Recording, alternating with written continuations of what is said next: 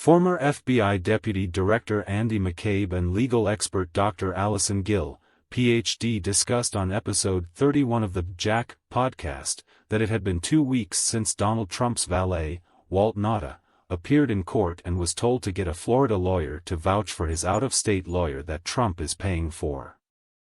McCabe argued that it's clear Trump wants to deal with his trial after the 2024 election. Judge Aileen Cannon already set a date for August 2023, but some legal analysts think it might get started in December 2023 or even as late as next spring.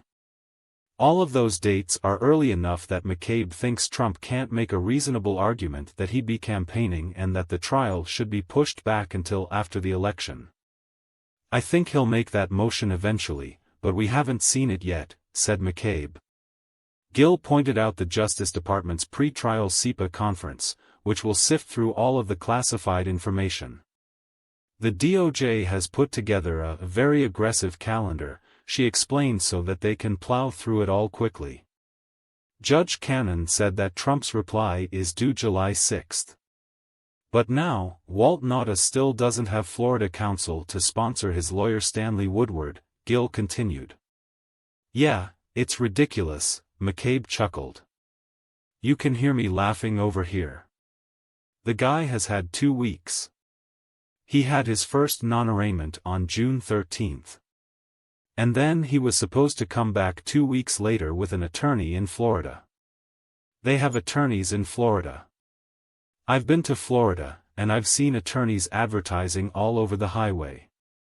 All he needs to do is call one of those dudes, bring him in for the purpose of admitting his real attorney, which is just to support what's called the pro hac vice motion, which is when your real attorney is from a different state.